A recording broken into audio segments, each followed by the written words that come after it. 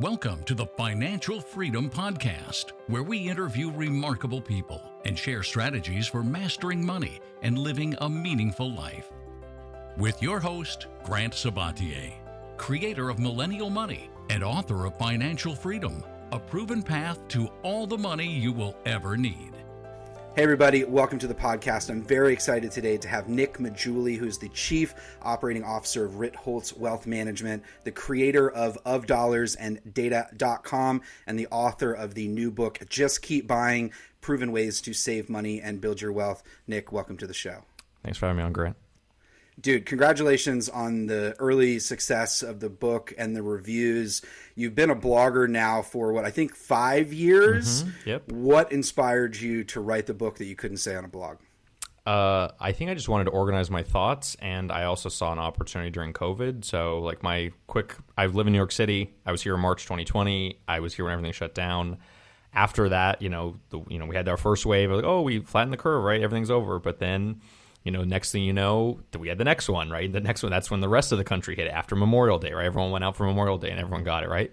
And then we flattened that curve. I was like, okay, now it's really over, right? But then December 2020 came and it was the biggest peak I've ever seen. It's bigger than the last ones. And I was like, this thing's going to, and then I went super pessimistic. I was like, this thing's going to last forever. I have to use this time. So I basically just started, I said, I'm going to compile a lot of my old blog posts and things that I know did well. And I want to, organize into an overarching philosophy to help people, right? And I want to use data to make a lot of these arguments, because I think there's a lot of things out there where, the personal finance space has talked about these for a long time and they're basically in agreement. And I maybe not be in agreement with a lot of people. There's a big retirement crisis. Everyone's running out of money. It's data doesn't really show that, right? There's a lot of things we can get into there, but yeah, that's kind of why I wrote it. What is the thing that surprised you the most when you crunch the numbers that is somewhat counterintuitive to the traditional money advice? I think there's a couple things. One is, don't max your 401k. I think that was before I actually wrote it. I kind of put that post out and it went into the book, but the benefit you get from maxing above your employer match is very small. It's something like 0.7% a year. And we can, there's different assumptions. You can make it, that number can move around a little bit, but it's somewhere between 0.6 and 0.8% a year in terms of avoiding capital gains tax. And so it's okay, you're getting that, but a lot of 401ks have fees that exceed that. So there's negative tax alpha of going above your match, right? And so I was but there's so many people that don't even know this, and they're told max out your 401k, and that may not be the best option for a lot of people. So I'm just trying to start a discussion around all of these things. That's one of the things. The other big one is the retirement crisis. We're all running out of money. Well, if that's true that the retirees are running out of money, why is only 1 in 7 pulling down on principal? The other 6 out of 7 are not. They're living off just their investment returns, or even less than their investment returns. They have extra money every year that they reinvest, right? For RMDs, I assume your audience may know what an RMD is, required minimum distribution, where the government basically forces you to take money out of your account at a certain age because they're hey, we want our tax revenue. Most people pull out RMDs, end up reinvesting it. They don't go and spend it on it. They just put it back into the market, right? So it's one of these things where we expect all these people to run out of money. And I think the craziest stat came from Michael Kitces, where he did this analysis where he's if you start with $1 million or whatever your portfolio is, it doesn't matter the value. I'm just going to use $1 million to make this easy. If you start with $1 million and use the 4% rule, on a 60-40, over 30 years, at the end of the 30 years, you're more likely to have 4 million than less than $1 million. Think about that. You're more likely to, 4x your wealth and to go under your starting principal after 30 years of using the 4% rule. So, of course, that's historically, that may not be true now anymore, but still, that goes to show just how much this is misguided in this whole, everyone's running out of money. The retirement crisis is not as big as people think. Of course, there's people struggling. And as a result, I think policy responses should shift to focus on those people and not on this overarching retirement problem that I don't think is really there. Why do you think that so much of the personal finance information that's shared out there is either outdated or terrible advice? There's a lot of good information out there. I don't want to say everything out there is bad. Of course not. There's a lot of people that write about this stuff and are very earnest about this thing. I think there's a couple areas where the data is either not there, or the media is just selling because they're trying to sell things, right? You have to worry the retirement. Obviously, it helps. You really need someone to be there for you. I understand that there's incentives there. So you want some fear and some guilt and all that type of stuff so that you can help sell products. I get that, but I don't think it's as dire as people need it to be. So, of course, those people that need help, of course, they need help. But I think at the end of the day, it's really there to kind of, there's no grand conspiracy there's people sit in a room and come up with, no, I just think that's just people are like, hey, people are running out of money in retirement. And it does happen. People run out of money. I've heard of clients where this has happened, right? This is very rare, this type of thing where like they come in with not that much money to begin with. We're trying to help them out. And they know they're going to run out. And they just like, hey, I'm living this lifestyle and I'm going to run out and then just live off my Social Security after that. And so that happens, but it's very, very rare. So how do you pick the topics that you're going to crunch the data for? Do you just have a long running list? Is it just something that piques your interest on a Friday night and you file it in your phone and then start digging into the numbers? How do you come up with such varied topics as you cover on your blog and in the book?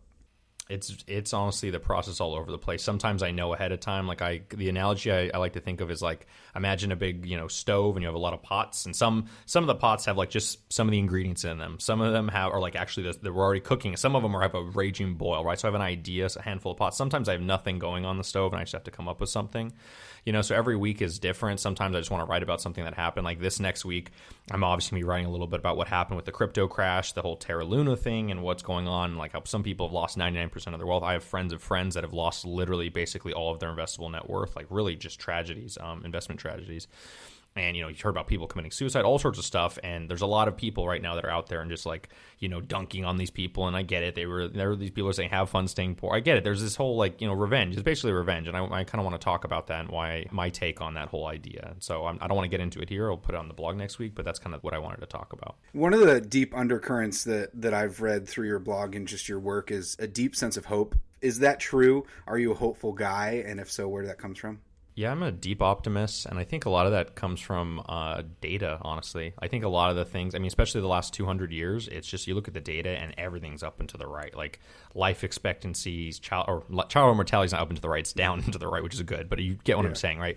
The general trend has been positive. Production's up, all sorts of things. People are living longer. And yes, there's still tons of distributional issues, right, in terms of wealth and stuff, but like poor people around the world today are in a much better space than they were 50 years ago. That eventual progress, like children aren't dying as much. We're living longer lives. We're living healthier lives. Of course, there's obesity issues. Of course, there's things like that happening where we're starting to see a little bit of these regressions, but I think these are short term and people will find ways to get around these in some way. So that's where my optimism comes from, is just the data. And like, even like there's crazy stats. I know like 95% of people that have been in an airplane crash have survived. It's very shocking to think that because how do you define a crash? This is not going into the side of a mountain crash, but it's like a lot of crashes, like people land, the plane skids out, crashes, right? But most people survive most airplane crashes, right? You can think of the Miracle on the Hudson, all these things. But when you think of airplanes, people are so afraid of them, but the data shows you're more likely to die in a car accident or something. Every time people get in an airplane, they panic, or a lot of people panic, and I'm just like, this is like one of the safest things you could ever be doing. It's just that kind of idea of looking at data, looking at evidence and saying, okay, what really matters? Were you really taking danger in your life? One of those things that I thought about when preparing for this interview to get your take on is just the impact of climate change on our future and investments. And when you look at the data, computer models, a lot of them, they're saying computers can't even process the amount of data and we've reached this edge. I'm curious if you, in your work and your writing, think at all about sort of the risk of climate to the growth economy, to people's individual investment portfolios, if that's something that you look into at all. I don't particularly look at climate, but if I have to think about this, I would say people care about stuff once it really starts to affect them. For example, in Los Angeles, they've had these like, hey, we have a drought, like you have to cut back on your water consumption or else this or that. Residents are able to do it easily because they know it's like this is a real issue. Like this is a big problem that California has. And so I think once people realize like, oh my God, like once four horsemen are at the gate, so to speak, the climate four horsemen, people are really going to change their behavior in a way that's not like right now the whole climate thing is like, oh, don't use straws. Like that is not the issue here, right? That's like this fake issue that like that's not the reason that the world's going to end is because we use too many straws. Let's be honest. It's because of like we're burning a lot of fuel. There's the whole carbonate silicate cycle. I think one of the best books on climate I've read is called The Ends of the World. And that book's crazy because it just talks about all the mass extinctions throughout history. And it just talks about like the carbonate silica cycle, which is basically us adding, more carbon into the air. And so it usually takes hundreds and thousands of years to millions of years for rock weathering to allow all this stuff to happen, blah, blah, blah. Long story short, it's one of these things where it's like we aren't giving the environment enough time to offset, to counterbalance all of our activity, basically. And so I don't think about like that stuff because that's obviously like 100-year-long issue, but I think humans will solve it in some way. I think human ingenuity surprises people, and I think we're going to find some way to solve it, whether that means we change our behavior, whether that means we move to more, whether that means we move to nuclear or something. I know nuclear is something people don't like to talk about, but that's something that would solve a lot of these problems, right, if we can just do it safely. So a lot of your analysis obviously is based on historical data to uncover the truth. To what extent do you consider yourself using historical data as somewhat of a futurist in terms of predicting where patterns and behaviors and even the markets can go? I know you're not making market projections, but to what extent does analyzing the historical data give you a better sense of where we're headed? It does and it doesn't, because obviously you're right. Like, I can't predict the future, but it gives me, I guess, some calm. Like, I'm more calm when I know the history, where I'm like, hey, this type of stuff happens all the time. Like, if you want to talk about just since 2012, since I've been investing, right? And I don't even really remember early 2012, 2013, any sort of crashes. I remember a crash in 2015. I think it was in the summer. I remember a crash in early 2016, a minor one. I remember a crash in December 2018. I remember 2020. Everyone does. And then now we have what we're going through now. So just in the span of 10 years, I have 5 crashes I can name. Some were more minor than others, where I've seen my holdings drop, 15+%. And it's one of those things, like, the more you see this, you're like, oh, this happens all the time. Like, this happens almost every other year. And so you wouldn't feel, I guess, as worried if you saw this happening all the time. You're like, well, what if this one's the big one, right? And I think 2020 really was like the global economy shut down. Like, if there's ever a time for markets to collapse, that was it. And it only went down 33%. So the U.S. markets, at least. So I was absolutely shocked by that, because I would have expected them to go much lower given, like, the information. Like, the global economy is literally stopping, right? Like, I can't imagine anything that's worse for economic growth than us not trading and doing all this stuff that we do, right, as humans. So that's where I just go back to the data, right? My favorite quote in investing is from Jeremy Siegel, which has, fear has a greater grasp on human action than does the impressive weight of historical evidence, right? And I think that quote is going to be true today, 50 years, 100, a millennia from now. And people are just, that's why evidence is really my way to kind of stay calm. When I feel turbulence in a plane, I don't freak out. I say, hey, this is what happens. This is normal. We're going to be fine. Most planes, there's 70,000 flights a day, or whatever it was at the peak. Maybe there's less now because of COVID, but however many thousands of flights there are a day, tens of thousands. And, we haven't had a crash in how many years from a U.S. airliner? It's been a long time, right? So, yeah, that's the thing I think about. So do you analyze this sort of risk calculation across all areas of your life? And I'm saying that through the lens of, I know that you left one career to move to New York to get into wealth management and started writing. And can you talk about how you think about risk across your life beyond just investing? I do think about risk a lot and, like, making decisions, and am I making the right decision? Am I being optimal? But at some point, that can only go so far. I think you have to just realize, like, hey, you have to follow what you want. Like, at the time, when I first moved into investing, right, or into finance, I took, like, a slight pay cut from where I was, because, like, I was an established data person. People knew my value. It was very easy for me to market myself. Now I'm coming into an RIA where it's like, we don't hire, like, how many RIAs, how many wealth managers have data scientists? Like, I knew of zero at the time. There were probably some out there, but it wasn't something that was public. So it's like, you're hiring me into a role where this is not a typical role. So it's like the market, there is no market for me to kind of judge myself on, right?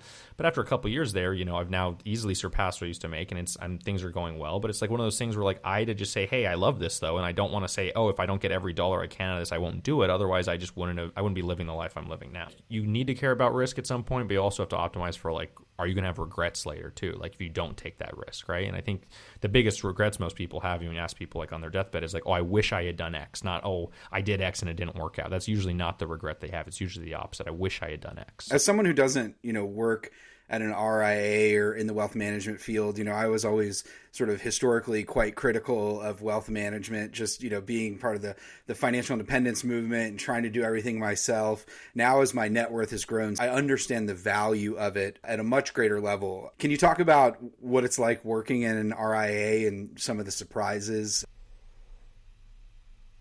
Yeah, I enjoy working there. So I'm not really client facing now. I do talk to the advisors who are. I'm more on the operations side. So I'm, like, really kind of allowing them to, do their best. And I'm kind of like, I basically say everyone's my boss in some way, like in one way or another. So I'm just really there to serve everybody and make sure that they can kind of be at their best and they're firing on all cylinders.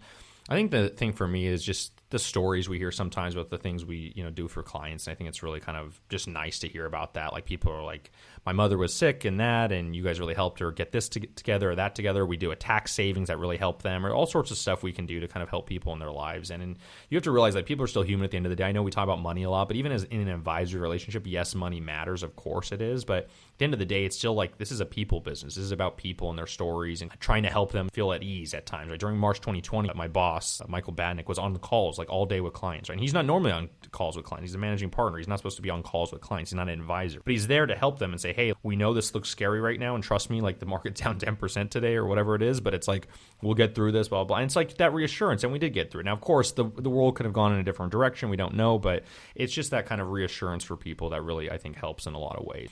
And obviously, I think you probably saw, Grant, like the reason you see the value in it now is because now the mistakes are on an absolute level much more expensive, right? If you made a mistake when you had $1 million, it's smaller. If you have 10 million or 20 or 100 or 500 million, whatever, the mistakes get, amplified in terms of that. So paying that fee is probably worth it for people because they're like, hey, I don't want to make a move to cash in, February 20 or move to cash in late February and then never get back in and miss 100% upside or something, something like that. Is there any data out there that helps quantify the ROI of working with a financial advisor or an RIA? There are studies that have tried to do this. The issue with some of these is, for example, I think there's one called like the Dunbar one. I can't remember I think that's the name of it, but it was like, I think it's a little biased. Like, I don't actually believe it. It was saying like, the individual, like, here's the index fund that makes 7% a year, but then, the individual investor, after all these things, they make like 2%. Like, how are they making only 2% a year? I just think that's a little biased. I don't think that the data is actually there.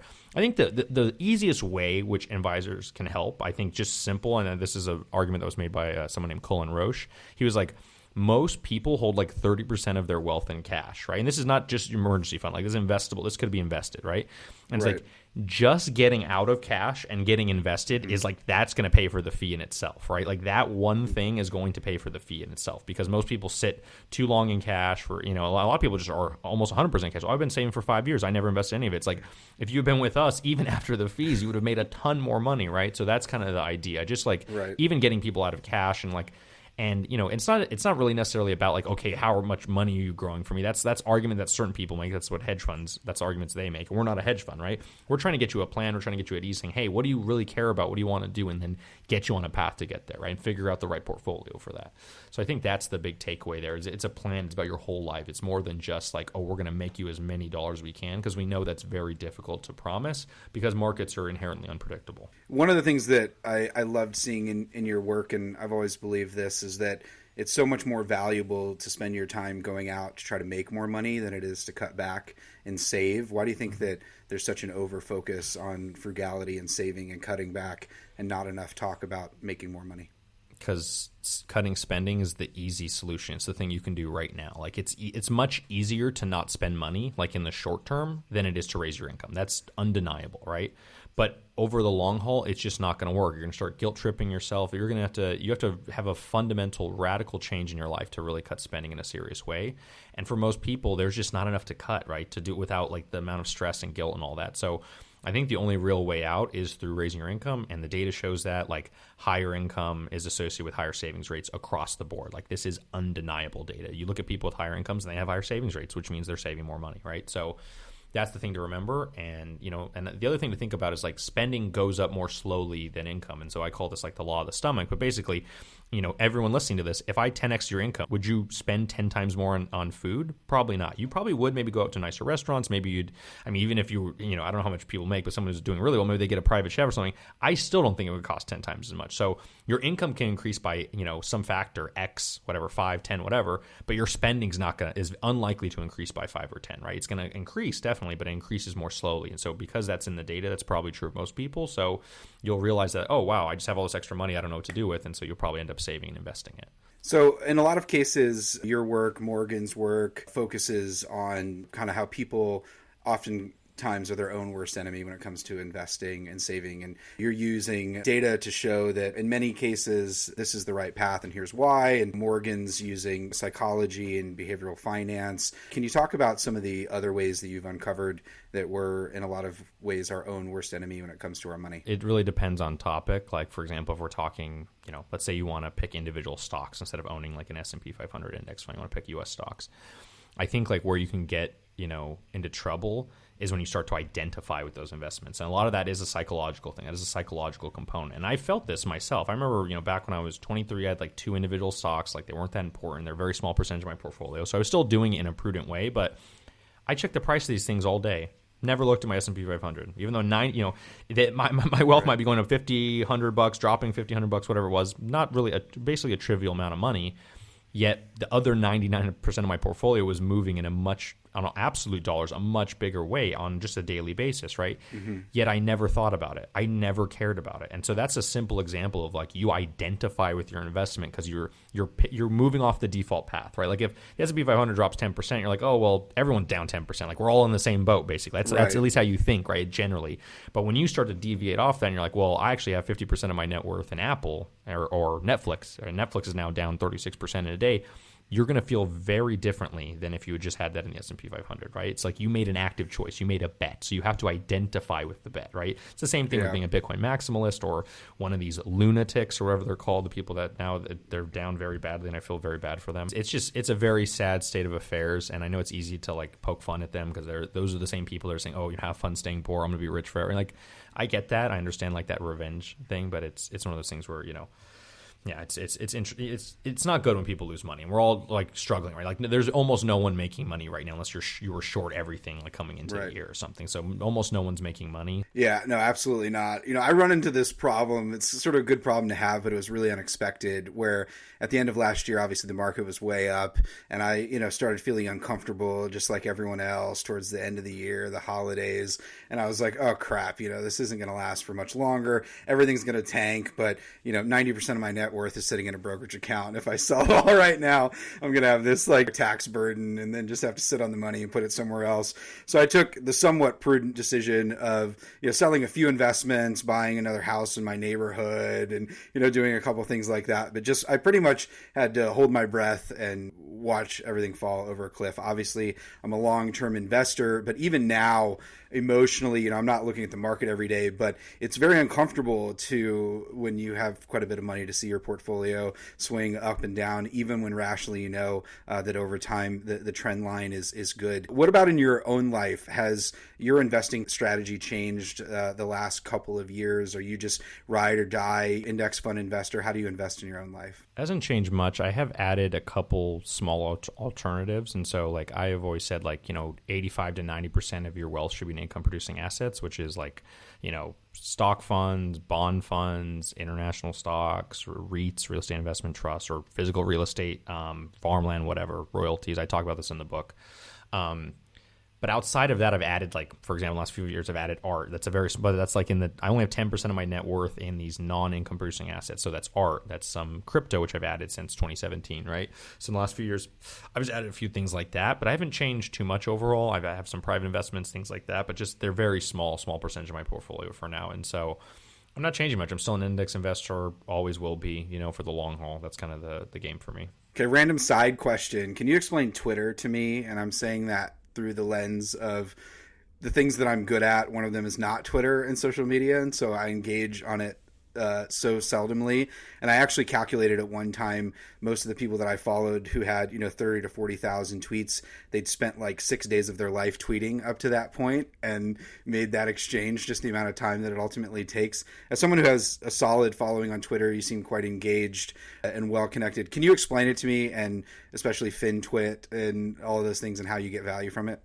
Yeah, so I think it's really kind of what you make of it. And so there's people like, oh, Twitter is like a cesspool and this and that. It's like, well, those people are probably involved in political Twitter and they're getting into fights with people. Like, I try not to fight people, even people who are like super mean to me. I will usually just block them. And like, I'm just like, hey, like, because if I don't block them and someone's like, why don't you just mute or ignore? It's like they win if you block. No, they win if I don't block, because if I don't block them, they will come back and comment on something else, and it'll just be a never ending thing. So I'm just like, I have to block them if you're malicious, right? Or say something just really kind of that's not fair, right? So, but generally I'm saying, like, I think it's a great news source, and I use it for news, and that's why I get breaking news probably faster than anyone. So I know about things as they're happening, basically, versus like, oh, I hear from someone else like days after or something, and I can tell. It's almost like walking into a bar. So I consider FinTwit like a bar, of like a part, intellectual bar. You're in there, and when you walk into the room, you hear everyone talking about something. You're like, oh, something just happened. So for example, this morning I walked into the bar, And what do I see? Oh, I knew Elon Musk wasn't going to buy it. And I was like, oh, here we go. What happened? Like, so I could start scrolling. And before you know it, within like the first 20 tweets, I'll see, oh, there it is. There's the whole story, right?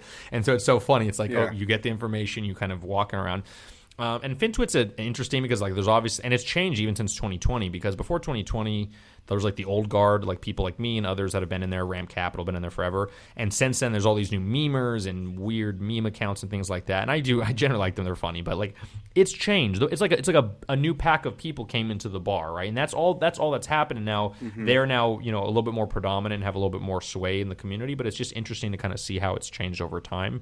And so for me, it's like, wait, I've been here for like 5 years and like I've been in this place for a long time, seeing how people interact. And I think the way to get better at Twitter is spend more time on there, obviously interact with people, but also like look at the people who you want to model and then model your Twitter behavior based on that. So for example, I picked up a lot of my just like cordialness and how I react with people generally from Morgan Housel, because like Morgan's like one of my mentors. I've watched how he conducts himself online, and I try to do that. I'm obviously a little bit more you know, I do like a little bit more memes and funny stuff that he will not do. He does not attempt humor that often. When he does, he usually does it well because he knows like it's got to be really, really funny or else I won't do it.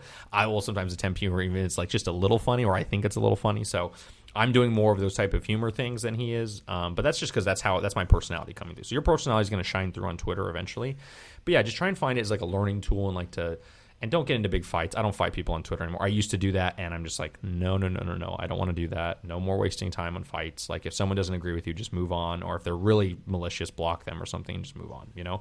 That's what I would say. So there's fair disagreements to be made, and there are people in the community who will keep me honest when I'm wrong on something, and I appreciate those people. I know who they are, but I'll even ask them, like, oh, okay, why is this wrong or what? And they'll tell me, I'm like, oh, that's helpful. And I've made really good friends that I hang out with in real life because of these Twitter connections. So I think that's the real thing, is the network. Like I have my high school friends, my college friends, my first job out of college friends, and now I have the Twitter friends. Those are like my next biggest group, right? And they're my most recent group. So actually the biggest group of friends comes from Twitter, believe it or not. So I want to transition a little bit into just content creation generally, because very prolific blogger now, having written, I think, once a week for many years. First book is out and doing really well. You've got the Twitter following. You've created a very large and growing personal brand. Can you talk about, do you have a content strategy for Nick Maggiulli, or are you just sharing things that you love, and what's the game plan? Yeah, there's no content strategy. At points, I've done things like SEO where I wrote certain things. Like I wrote a piece on income-producing assets, which eventually went into the book, but it does really well on SEO because people search income-producing assets, right? So I've done things like that, but that's not really the goal. Most of it's just been whatever's interesting me or whatever I feel like if I would like to read this, I assume my audience would like to read it, right? Because I'm always trying to do a new take. Like you can always do the old takes again. There's a lot of things that have been done so many times, but if I'm like, so even if I'm like the importance of saving early, if I write a post on that, like that's been done so many times, I have to do something that just really knocks it out of the park. Otherwise, I wouldn't even waste my time on it, right? So I'd be like, I'm going to show you guys something that you haven't seen before when you think about this, right? So maybe it's a behavioral argument. Like it's easier to save early because compounding money is easy, saving money is hard. So that's why you should start early, because once you start early, you can just let the compounding do it for you. For example, one of the facts I know from saving early is like if you get 7% a year, and you save the same amount every year for 40 years, the first 10 years of savings, the first 10 years of contributions after the 40-year period is over represents half of your final portfolio value. So think about that. Half of the work is done in the first 10 years. The second half is done in the last 30 years because of compounding. So that's the important. Once you get that idea out to people, then they're like, oh my gosh, are you kidding me? That's why those first 10 years of your career, you can really set yourself up to do really well, assuming compounding keeps happening for the next 30, right? So that's kind of the big takeaway there. The thing about content, though, it can be so profitable, right? I can't even begin to estimate like how much Morgan has made on Psychology of Money. Obviously, the breakout hit of the past couple of years easily has to be $5 to $7 million, maybe more, with the right revenue share with the publisher. Content, especially in the financial space, I sort of reluctantly stumbled into it and realized how profitable of a niche that it could be. I imagine your blogs, making some money, you're going to make some money on book sales. How do you think about content? Is it a side hustle to you? Are you thinking about how to grow and invest that money? Yeah, I do think about it a little bit, but I'm not over optimizing for it. For example, even this year, like I run ads on the blog. That's how I make some of my money. But I took out the in-content ads. I have them all in the sidebar, the stuff at the below. So I still run ads because, like, I'm giving out value to people. So, like, I feel like it's better to have everyone pay equally with just, like, looking at the ad or having the ad on the page than to, like, have lock up my content and only charge certain people. I know there are people that would pay for it, but I don't want to do that. I don't want to lock up my content because I know there's people out there there's people in like other countries that couldn't afford it and they would not get to read my stuff and help them. So I'm like, hey, everyone pays equally. It's a more democratic system in that way. And so, yeah, I make money on it, but it's like not the only goal. As I said, I removed in-content ads just because I didn't want to annoy people, even though it cuts my earnings like 30% or something. It's like, at the end of the day, like I'm fine. Like I'm not going to have to worry about money unless I have some crazy disease or something that comes out, which I don't expect to have. It's very rare. So I don't really think about like the monetization in that sense. Yes, I'll make money on the book, but publishers, believe it or not, the royalties are not as good as people think. It's like, even though like I'll send a tweet out and sell 20 books, and I'm like, oh, I made $60 or something like that, right? It's like the royalty is not. People think it's like, oh wow, I'm making the Amazon price is not what I take home. Trust me, that's all I'm gonna say. So I don't worry too much about that. I mean, obviously, I just like writing and doing it, and I think for me, it's subsidized therapy where like I get to write about this stuff and it's like therapy for me, yet on top of that I get paid. It's a nice thing to have, and I basically take all the earnings from the blog and just reinvest it. It's like all upside because my job already kind of pays for my lifestyle. I don't really change my consumption based on that. I just invest more. So you mentioned writing as therapy. Is that why you stuck with it so religiously? Yeah, definitely. It's completely therapy in the sense because like I have every time I talk to someone, I mean, not every time, but almost every time I'll talk to someone, I'll even have lunch with a friend or something. And while I'm talking to them, they'll teach me something. They'll give me some piece of inspiration that I could use for something else. For example, I'm actually putting on a bonus chapter for the book, Just Keep Buying. And it was like an unreleased chapter. I wanted to write about this idea of like winning the loser's game. I don't want to get into all that right now. But my friend, Jonathan, I was staying with him in San Francisco recently. And he does one of these like little, simulator games where he drives like he has like a steering wheel attached to his desk. He's got like a foot pedal on the ground. It's like he's serious. Like this is like supposed to represent what it's like to drive like one of these rally cars or something. And he's serious. And he's super into this. And I was like, there's got to be something. And so I started talking to him. He finished 11th in the qualifying. I was like, okay, you finished 11th out of 16th. Like, why do you even do the race? He's like, just watch what happens. I was like, okay. I'm like, okay. It's like, what's the point? I'm like, aren't you going to finish 11th? He's like, no, well, just watch. So they all go out, right? First turn, everything's good. Second turn, everything's good. Third turn, massive pileup. There's always a crash early, I guess. I didn't know this. Half the field's out. But he's like all about risk management. So he's like dipping and dodging. He went around them. He went from 11th to 7th. A lap later, 2 other cars hit each other. So now he's in 5th, and he ended up finishing in 4th, despite qualifying in 11th. Right. So it's like one of these things where it's like, risk management matters. And that was a simple example of risk management showing up. It's not about winning, it's about not losing. The same is true in investing. So I'm sat here and watch my friend had a very just normal thing, and I'm like, wow, this applies to my life. Or all the story of something happened, it'll come back later. I'm like, wow, this actually applies to this other idea. So I think for me, it's just like going through my life and saying like, why was this important? And realizing you can find something from almost any part of your life and apply it to something that can help other people. I think that's the key for me. And so the therapy part is like, I know I'm helping other people. For example, my grandfather used to smoke for 62 years, right? His smoking habit would qualify for Social Security. I wrote this whole post about how much he smoked and how he quit, just gave it up cold turkey, like he had a great grandchild. And he's like, oh my gosh, like this is like it changed his life. And I've had people write to me saying, I quit smoking after 30 years. Like, just think about like that. Just think about the impact. If everything else on the blog went to 0, like everything else, toss it out. I just added like 5 or 10 years to someone's life probably from something like this. And that's just kind of shocking to think about that. Just like I gave someone more life, more time on this planet because of something my grandfather did, right? And that's, I don't know, there's just some value there that you can't really quantify, and it goes beyond money in some sense.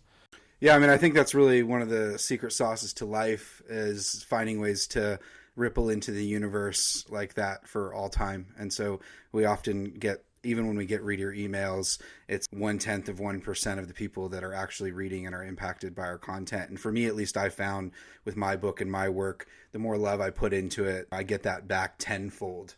Man, it's just been great to chat with you, Nick, and meet you. And congratulations on all your success and the curiosity and the blog. And it's just been a pleasure following your journey. And I hope we can meet up in New York City sometime and continue this conversation. Thanks for all that you do. Everyone, check out Just Keep Buying: Proven Ways to Save Money and Build Your Wealth. A great new book out from Nick. And definitely check out his blog as well, of dollarsanddata.com. Anywhere else people can find you, Nick? And Twitter, yeah. I answer all my DMs, so at @dollarsandData. If you find me, look up my name, Nick Maggiulli. I try to answer every DM I get, so please, if you have questions or anything, just send it through. And I appreciate you having me on the podcast, Grant. Really appreciate that.